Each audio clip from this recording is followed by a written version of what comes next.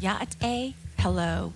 Welcome to Real Native Roots, Untold Stories, a podcast by a Native woman with deep roots. Hosted by yours truly, Vicky Katsuli Boy Oldman. I am a lover of stories, a connector, and a holder of wisdom keepers. Each month, we will be connecting with our Native relatives and exploring what medicine our guests share and offer to us. Please join me on this uncharted journey to learn, connect, and reflect. Ayahat. Thank you.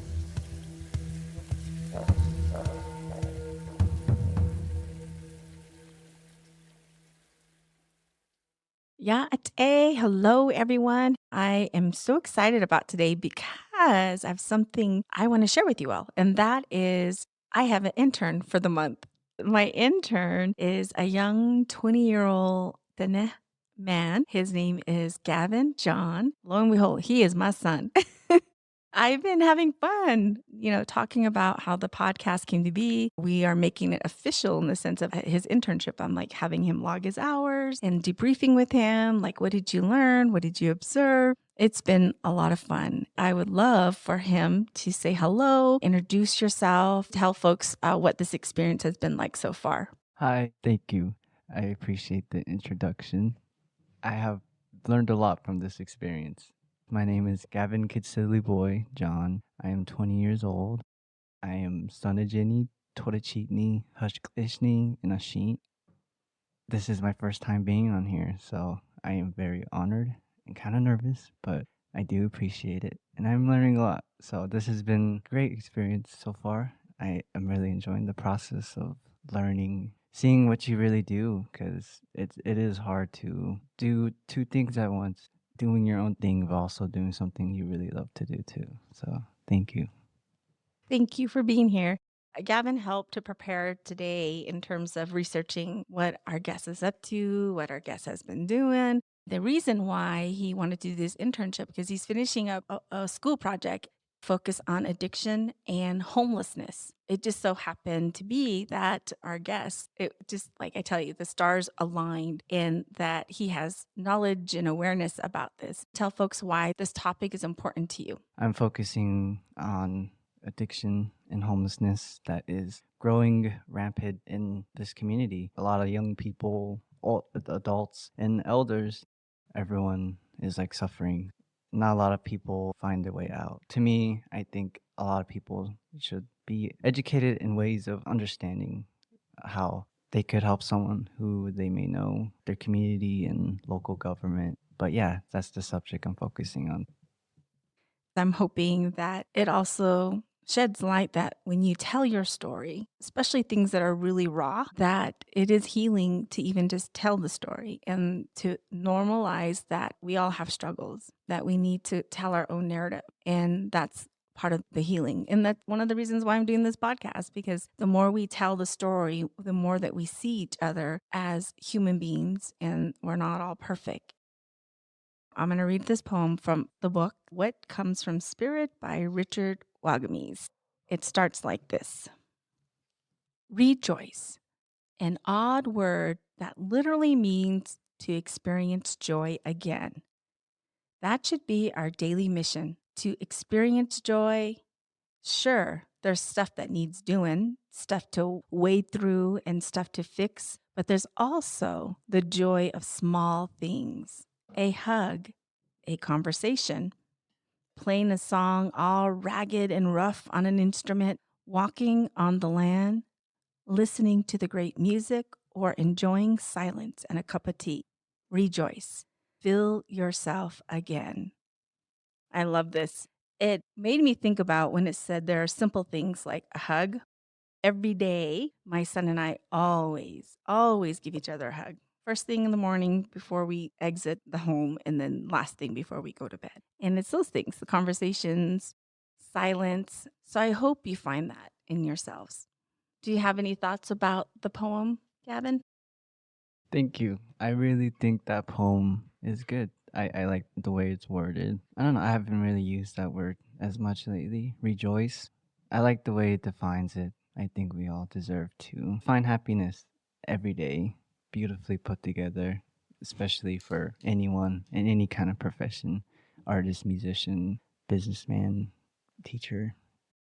Thank you. All right, folks, I'm going to introduce our guests. I am so excited about meeting this gentleman for the first time. I've known him for a couple of years, not personally, just I've seen him on social media and I've heard him, and we have mutual friends in different spaces. And so I would see his thread every now and then. It's actually been almost a year. It was last year in May when I connected with him and said, "Hey, would you like to be on this podcast?" He was crazy busy traveling all over, but he's here. His name is Loren Anthony. This young gentleman is amazing. He is the people of the community. He's real in that he's in the space of community, helping people, connecting people, volunteering and giving time. He's also an actor, a writer, a musician first. I think he was a musician first, and he's an advocate for the people. He's had experience personally and also professionally in the area of addiction, helping young people and individuals. He's a motivational speaker. He's a gym rat, pumping metal.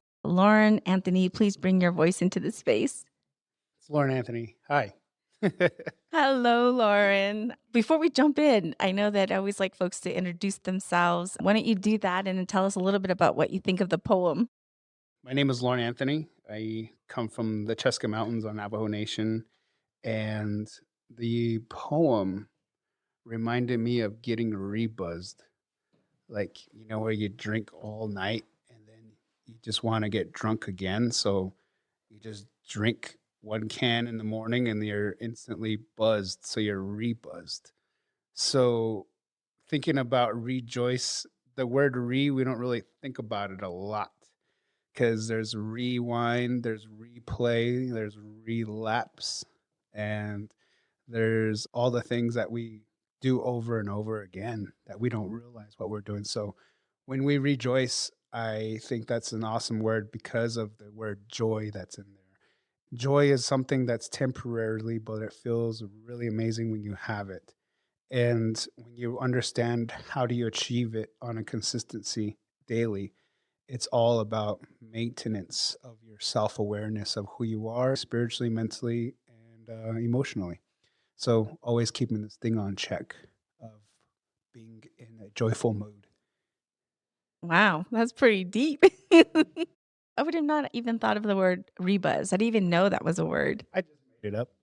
You just made it up. I mean, I've heard it among the party crowd back in the day. It was a terms where you're like, you have alcohol in your system and you're going to that addict lifestyle that you see people that don't need much to get really drunk. It's like, wow, how did they get from 0 to 60 in a matter of a minute? And it's just because of like the alcohol that's sustained within the body, especially if you're a veteran partier, an alcoholic, that the little bit of alcohol that you do need when you do get into those really hard points of addiction where you're just maybe even drinking hairspray and all of a sudden you're just super out of it. So rebuzz is a thing that I use a lot with people because it can be relatable to people that are really into that moment of just try not to get sick when they're trying to get sober, which is such a weird thing because you're one feeling like trash and you want to get better, but you also want to get drunk again because that's the only thing that's going to take the pain away. So it's a weird cycle. I love that we just dived in deep on this topic. That's the plan here. I want to dive in as deep as possible with this. A lot of my friends and family in my circles and in my sheep corral, because I have different tiers of sheep corrals here. So I have my Howanamaze, which is the Hogan, the home that I live in. But inside of that is all my deepest and most potential highest power stuff that I can give people, the most healing I can give people, the most Mm. healing I can give myself. Then outside of that, I have my sheep corral. And then I have another sheep corral outside of that sheep corral. Then I have another sheep corral outside that sheep corral. So majority of my followers are on the furthest of the sheep corral. So you're only seeing what I'm putting there because that's my boundaries. It's what I'm giving what I deserve. And some people don't have access to those inner sheep corral moments. What I like to get out of this podcast and this interview and the speaking and conversation is my most vulnerable thoughts and experiences on the table here. I love that you brought up boundaries. I mean, I love the sheep corral. That's cute. Because I feel like I'm speaking for myself. I feel like I didn't really learn boundaries until I got older, until I got hurt in different ways, whether it's professionally or with a personal love relationship or even a friend, right? And it was because I was nice. I just wanted to like make sure everybody's happy and they got what they need. And then I got to a point where I was just so tired and I was like, what is this? And I started to do my own healing. And then I realized I have no boundaries. I don't know how to say no to people. I have a friend who would say, Vicky, you don't need to explain any further. You just say no and thank you. And then that's it. They don't need to know anymore. And that has taken years of practice, Lauren. Mhm. It does take a lot of difference in practices of even just your words. Working with addicts, I tell a lot of our people in recovery the word I don't versus I can't makes a big difference. I don't drink. People know that about me. So therefore, they don't bother with me about it. But if I say I can't, then it becomes, oh, why not? Like, how come you can't have that? Like, and then you have to go into explaining yourself. And then that just brings this whole other thing about. So your words have powers and how you word things and say things because we live in a world where a lot of subliminal messages are out there. Yeah, words are so powerful. In fact, this morning, I was looking at your story and I was like, oh my God, he did what I did. Because I believe in manifestation. I really, You were dancing at the gas station. no, it was Okay. not. No, you had said something like, "To my future love." After my healing, I was like, "Well, whenever it happens, it happens." But I remember I would write love letters like, "This is where I'm at. I hope you're well." Like I was manifesting what I wanted. And it made me think about my grandmother. When she would tell me this younger, I didn't understand. But now that I'm older, I understand. She would say, "Be careful what you think. Be careful what comes out." And what she was really saying is like, you're manifesting these things. Your mind is so powerful. She would say in her the the Navajo language, she would say our mind is so powerful. We make ourselves feel so weak when we're not. It's all in our brain. And the more that I'm learning about the brain, I realize, geez, we're like playing on ourselves. Right. I know my grandma used to say exactly the same thing as the Net people, as Navajo people. We come from the stars, and with coming from the stars, we are holy people. So therefore, anything we say that comes out of our mouths is holy. And you don't get it as a kid. You're just like, huh, that's cheap, grandma. I'm just from the stars, and it's like, but it's more than that. You get older and you realize a lot more is a lot different, and you kind of pace yourself a little bit more on thinking about these kind of things because the manifestation is real, and the next step up from that is prayer. And a lot of people don't understand that either. It's like, oh, well, I don't pray, and that's fine, but like you're also manifesting things, so you are praying. So ha on you kind of thing. It's really interesting to me, like with the manifestation part, because for years I was manifesting the wrong people, the wrong situations, the Mm. wrong opportunities. I always wondered why these certain people would come back into my life or certain things would happen again. You go through the things of wow, you start feeling it adding up and you're like, why is this always happening to me? Why is this always consistently happening to me? And Mm. what next attitude? So going through things recently within the year or so was like just a lot of healing, facing traumas, going through the hard, vulnerable moments of understanding who I am right now at this time and carrying on forward into being a stronger individual. So as I wish my future love, my future wife, my future partner, my future person that's down the road, I already feel like I love her. I already feel like I have that type of love for that person. And I know that working on yourself now is great because even if it doesn't happen, I just be some old sugar Che or something like that with nothing else to do, just by myself. I feel good by myself. I feel great. I feel good that I'm still able to do all the things I'm doing. Glad that I'm not an alcoholic. I'm not an addict. I could say that I have those qualities within me, but I don't let it define me to say, hey, I'm Loren Anthony and I'm an alcoholic. That's cool for other people in those kind of programs. But for me, I just don't want to put that on myself. It's just the same way of like, I deserve to find and be happy in any relationship, not just in a romantic way, but in a partnership of friends, partnership of business, partnership of community, and the partnership of any kind of projects that come to mind, creativity wise, or just adventure, going out and not knowing what we're going to do and just have a blast. I love it. I love it. I I love that you said, I don't like to label myself. Use that example because, again, messaging and the words. And during my healing process, I finally realized like I am enough. You think about trauma, historical trauma, family trauma, it layers. And then it gets to the point where I'm like, okay, enough is enough. I acknowledge that and I'm going to move forward. I'm not going to consider myself a victim.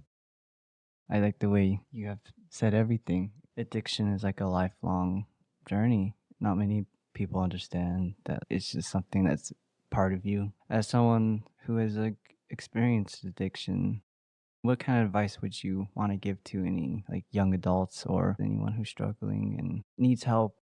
I think it's best to answer a question with the question in a lot of terms because obviously, when you really look at the questions within yourself, it's the most vulnerable spot that you can put yourself into because addiction is one of the scariest things to quit, not just with drinking, but it could be a toxic relationship. It could be the gym. I love the gym, but that also can become an addiction to where it's taken over your life and you have dishes piling up and you got ant hills full of laundry at the house and you're just not looking at the other side of balancing things out. That's when addiction comes into play because addiction can just be more than drugs and alcohol. It could be a lot of other things.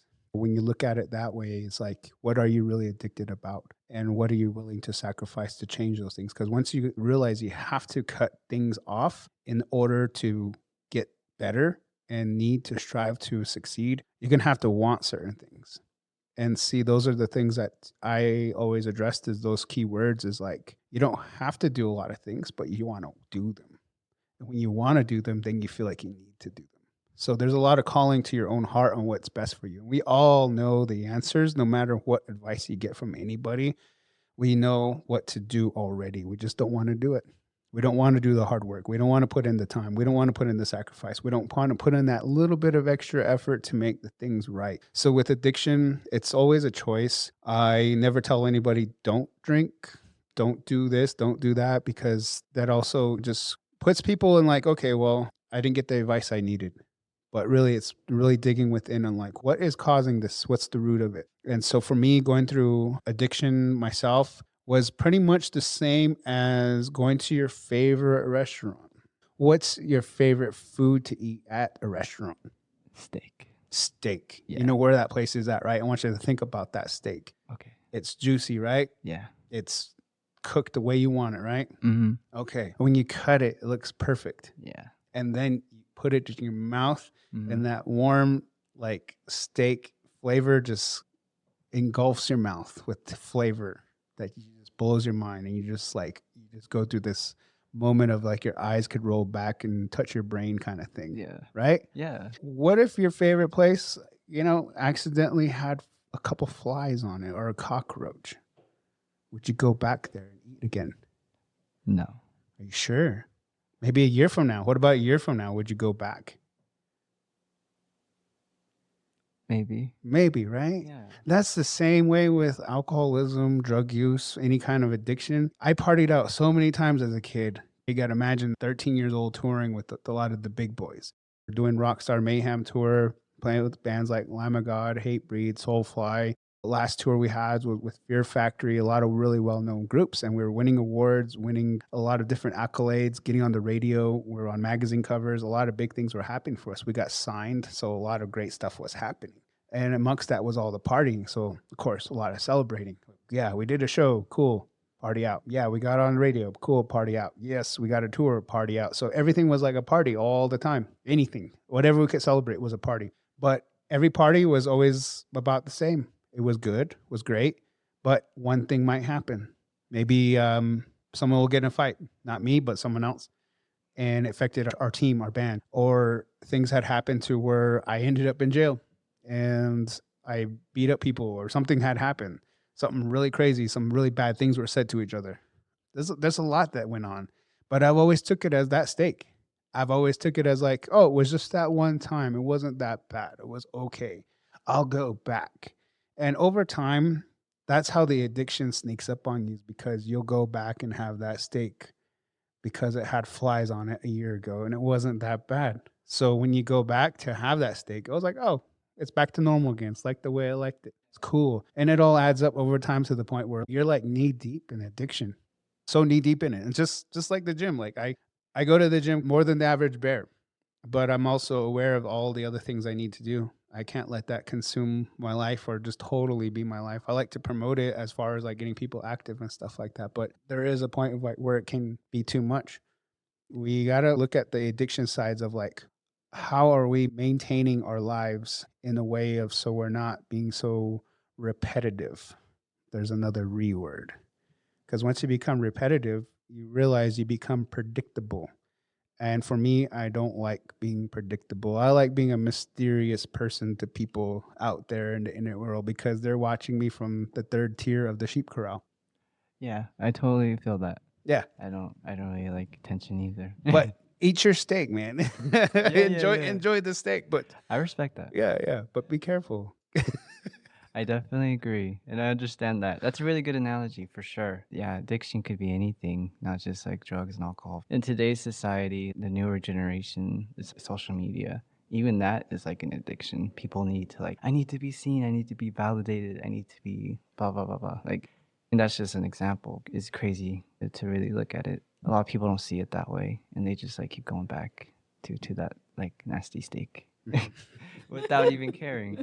Well, I love that you brought up the social media because I know, Lauren, earlier you were saying you used the word organic and why you wanted to meet in person and actually use that in connection to social media about what we've lost. So, talk a little bit about that. Sure. Organic, for those that don't know the word, it's partly of being of origin, original, being in the way of where you're in the mix. And we can't be in the mix of being original if we're so disconnected from one another. So for me to come here to your beautiful home, meet your puppy, it's a great feeling to have that because you get to take these memories with you. And when people watch stuff online, they don't get to experience that feeling too because things have turned to Zoom, things have turned to FaceTime, things have turned to the Insta chats and stuff like that, which is great. But at the same time, there's nothing tangible to really say, I have this from this. And when I first got here,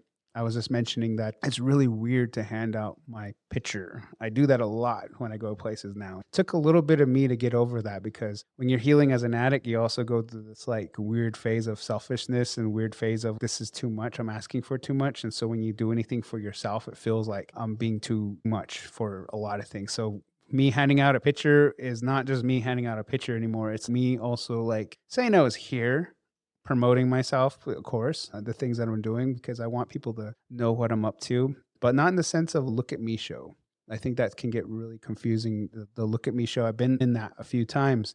Coming out of it many times, looking into it, it's a very confusing place for a lot of people to understand. So, when you have that headshot that I do hand out at events or parties or just around the community, because I do a lot of stuff with the schools and a lot of the kids have them. And so, it's really nice to see people have them pinned up at their on their fridge or at their office and they'll send me something on Insta stories like tagging me like, oh, there's Lauren, or somebody would see it, oh, there's Lauren. And that's really cool because it gives people a story to talk about. When I was playing music at 13, we had to promote our own shows. We did a lot of different shows from like the local shows out to national shows. And when we were really grinding because we were one of the first native bands especially from our area, to headline the Whiskey A Go Go in Los Angeles, California. So during that time frame, we had to go and sell our own tickets and promote our own stuff. So we had to hand out flyers. Everybody had a niche too, because it was like, how do you outdo that guy's flyer or that girl's flyer? And so you had to come up with some really cool ideas. And it was nice because there's flyers that I still have from long ass time ago. It's like, and it's that now it's, I look back at it and I can hold it and look at it and be like, I remember this time frame. I remember what we went through. I remember all these things. So a lot of the tangible things we're missing out in, and I think that's a big part of what we're missing out in the world these days is we're not getting out there. We're not really experiencing life. We're just watching through this weird pervert hole of social media, watching people do whatever they want to show you. That way they can feel validated or make you feel invalid on top of that because you're not doing enough. That's a real thing. And for me, I try to be as real as possible. What you see is what you get. I don't use filters.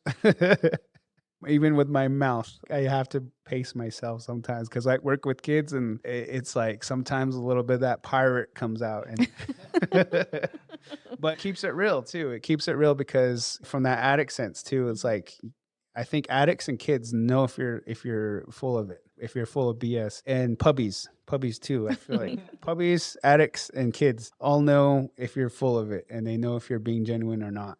That's something that I want to maintain and strive for throughout the rest of my life is to have that genuine and compassion feeling that I give to people in the sense of however they choose to view me, support me, watch me, even if they don't like me. I'm still going to be who I am, show up as I do, be there for my people in the community. And it's usually the ones who don't like you that will be really watching you. Yeah, for some reason it is. So they're doom scrolling away, and a lot of times they got cross-eyed. So you kind of know when you see them, it's like their eyes are crossed, so they must watch me a lot.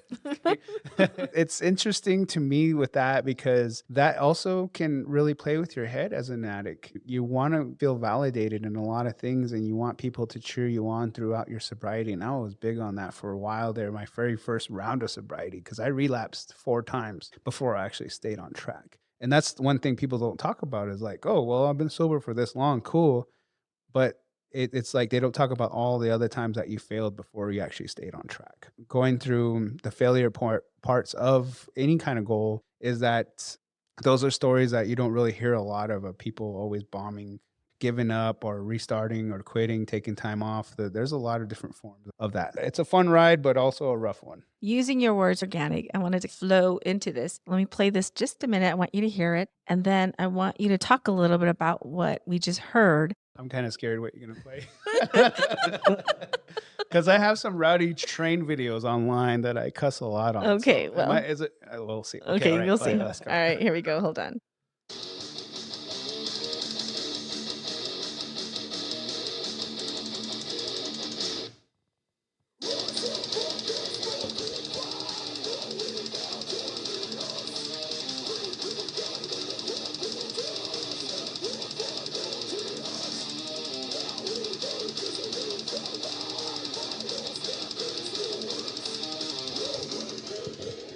All right. You know who this is.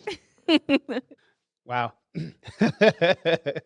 There's so many different hats I wear. It's hard to keep up with myself sometimes. And it's a pretty interesting to reflect on these in my life right now. A lot of people focus on one thing and want to thrive, which is great. But for me, I have so much love for different things that I'm doing that I just go all out for them. So what you guys heard was the new band I have called Health Throne. We're a Diné native heavy metal band, and we just enjoy playing fast, hard music and performing them to live audiences wherever we can. And that's been something that I've stepped away from for a long time because as a kid, touring and going through that whole time frame, my original band was called Bloodline. Hmm. We did a lot of cool stuff. My first mentor in the music industry was a gentleman by the name of Randy Castillo. I didn't know he was native at all.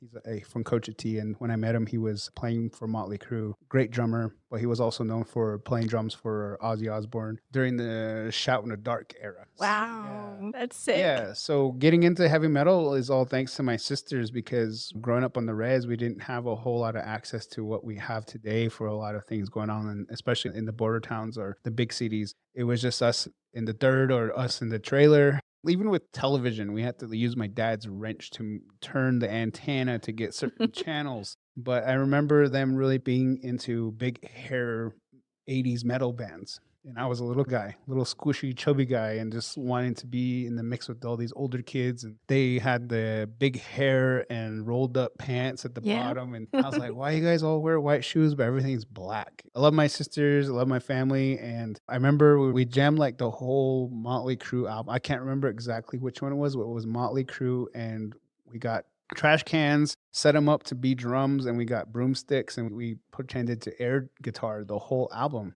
It was fun. I was like one of those moments, all my problems were gone. It was great. And it was at that moment that I felt like I really want to do this. Like I want to play music. Because I remember seeing the videos that they used to watch, and I'm like, man, this is cool. This little guy, just watching this stuff. So going through that whole motion, that was like my first headbanging experience too, because the next day we all had a sore neck and we were moving around like Batman, all stiff. It was like, whoa, like never had that kind of soreness before. Now, decades into all this, it's like my neck is really primed up for all of the headbanging we do today. Getting into the whole music scene, it was great until addiction caught up with that. You know, and having a good mentor was great up to that point, but Randy never like said, go do the bad stuff. I found that out on my own. And everything you would think with tour life is exactly what it is. Everything that you would hear about is exactly what happens. The drugs, the girls, the rock and roll, all that lifestyle, it's all there. So it's very indulging. It's very easy to get into. A lot of people are involved in that behind the scenes stuff with the whole industry. So I learned a lot about the entertainment industry at a very young age and learned a lot about how things work with contracts and touring and getting things going. So when I jumped into film, it was an easy transition because I've done the dive bars as a kid. I've done the big shows, the big festivals, and been able to be treated like a king at these big events and then go to the dive bar shows. So the same thing goes with film. It really dives into all that. I needed to take a break from heavy metal so that way I could get sober. That's what was one of the things I did. And then doing Chish for Che for 14 years, that was my sobriety too. That was part of what helped me get sober. Along the line, I did do a lot of solo projects, playing acoustic music. I did restart Bloodline for a little bit, but I told the guys, I was like, I'm only doing this if you guys are going to be sober. Once we started back up, everything was great. And I'm not talking bad about them because they know about this conversation. We've had this already. It was just facts that, well, I'm not going to do this if you guys are drinking. So once we did our first couple of shows, all the old people came back and wanted us, not in the sense, not of the party crowd, but more of the like the management, the booking agents, the regional teams and stuff like that, wanting us to tour. And that was great. But at the same time, I was like, man, I don't feel like I know if they're sober enough to be able to handle this. They've been out of the game for so long, and I've still been in the entertainment industry. I don't know if they're going to be able to hack that. And I was a different person too, because business wise, I'm like thinking, you guys can't. This is not going to be a good idea. And of course, they gave in. They ended up showing up to the show's buzz. And I'm like, okay, we'll finish out what we have and see where it goes from there. Now, I took a little time off because of the pandemic. Went to Chiz for Che Mutual Aid like 24/7 for a while, and that really drove me into the ground like 2 years in, and I wasn't using my boundaries at that time, and I was just letting everybody just take over with everything that I had resource-wise, financially, physically, emotionally, everything. My team was like, "Chill, step away," and I was really grateful for that. Majority of our volunteers are all on their own sobriety journey. Within that team, all of them have been volunteering with me for over at least 7 years. That's a big accomplishment in itself, with just being able to keep people there. And it's all about transparency. It's all about making sure we're communicating with each other, making sure that we're understanding what's going on. And for me, during that time frame, they were just reading a lot of my body language and just seeing like, okay, well, Lauren's driving herself into the ground. Once I got back into the gym, started eating right, I was like, okay, I'm ready to really get back at music again. And I did my first open mic just for the heck of it. That same day I got signed for a record deal, just doing yeah, Congratulations. It's thank you. amazing. So just doing an acoustic album, heavy metal country, dark country type thing. What? Yeah. Can you So sing a little? um, I dare you. I'm looking for love in all the wrong places. Just kidding. There, yes. There you got a little taste, folks, a little taste. The other thing about that was like being back in the studio was so surreal and everybody was so happy for me. A lot of my friends didn't know that I played music, were just automatically exposed to that because I didn't really say a whole lot. Just a lot of my older friends that know me from the tour stuff know about that lifestyle. But now it's like an explosion of things. Now working with Health Throne and playing music with them, the guys are amazing, really supportive on sobriety, supportive on producing a positive output. Is a big difference from how things were at the end with Bloodline because these group of guys, like they're all about let's make this a business. Let's make this something that we're going to strive to really set the bar for ourselves. So I'm really grateful for all the guys in Health Throne, and we've been having some amazing times together so far. People like think about it as like, that's kind of little kid stuff. Why are you playing heavy metal? Like, why are you playing music? Why are you touring? Why are you doing all that? And it's like, why Really? why not? Why Yeah. not? Because a lot. we're alive and we have a life here and it's calling to your heart. I feel like I'm in a good place for it too. My very first metal performance was during the metal fest they had for on the Navajo Nation with In Flames. I don't know how that plat. My friends from In Flames, like it was great to reconnect with them. Coming back to the metal scene, it was really a big homecoming for me. And everybody came out, and it was just really great to have that feeling back on stage because at that time I'm going through everything in my life, especially within that year. This past year, it was like all these hardships and reconnecting with who I was as that guy who loved heavy metal, that little kid reconnecting Mhm. with that little guy who lip sync with his sisters, being the man that I am now. Because I feel like I'm the man now that I needed to be when I was that little kid. And so, therefore, I'm just putting everything into the efforts that I'm doing individually with all the projects from music to film to the community stuff.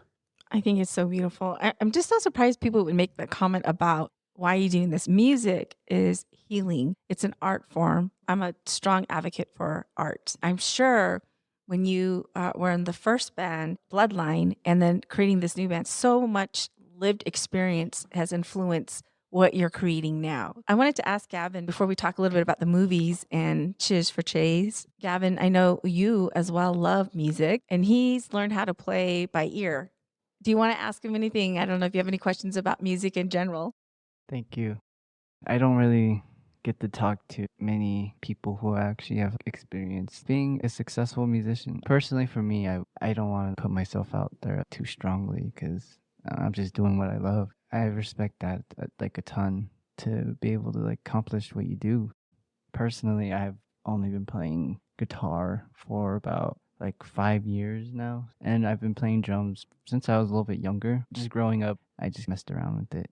I had a teacher. His name is Jaden. He really helped me get a hang of learning the basics, and I also took a guitar class in high school too. Personally, I feel like music and art is the best remedy for a lot of forms of expression that you want to do for yourself or for anyone or as a group. Art and music has definitely helped me in many ways through like my cancer journey and getting through life just in general with depression and addiction, anxiety. It's weird because like music, the artists, they don't know you, but it's what they express and say, it still helps you immensely. That's very powerful. I guess a question of mine is what advice would you give to any young musicians, indigenous or not? Any kind of things you wish you knew back then? That's beautiful, Gavin. Thank you for sharing all that. For reals, like everything you just said was a lot of the things I was going through at many times in my life, not just as a young person, but just even as an adult. I feel like growing up, I had a few good people in my life that helped me out. And a lot of them were doing bad stuff sometimes, like my uncles who were drinking. And every time I saw them, they had one less tooth than the last time I saw them because they would fight each other or something goofy because they were drinking. But I always remember this uncle named Jackson, which was, ironic because there's a Jackson guitar and that's what I play too. And I see you play Jackson. So we're Jackson boys right now. Right? But it's just those coincidences that happen like that kind of reconnect people. He had a guitar and he would just jam and he didn't know anything. He was just happy, enjoying that moment and just playing the guitar and you just hear him detuning it and tuning it back up and it just be like it just and he didn't know what he was doing. He was just having a good time.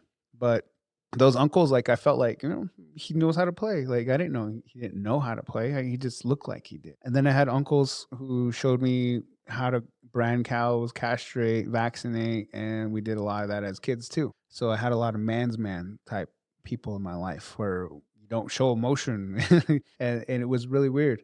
Overall, like the factor of all of that was I assumed that my uncles knew everything. When we see adults, we think that about them a lot of times. But now that I'm at the age where I'm my uncle's age, what I really realize is like they didn't know nothing. I don't know nothing. And that's the big thing is we stress out about trying to know everything. Really, we don't know anything at all. As much as we have Google, I always say Happy Father's Day to YouTube because YouTube's my dad now. So anything I need help with, I go to YouTube and my dad tells me. Coming through with that, I think that's a really important thing to know as an artist that you don't know nothing. You consistently grow and learn all the time. The biggest advice I could give any artist, musically, writing wise, to film, to whatever it may be, is like you're going to have to start off with an idea. And that idea is always great in your head. But the scary part is putting it down on paper.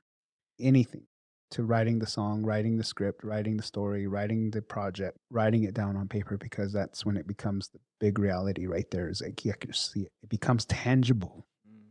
It becomes something. I like You, that. you give it life. Mm-hmm.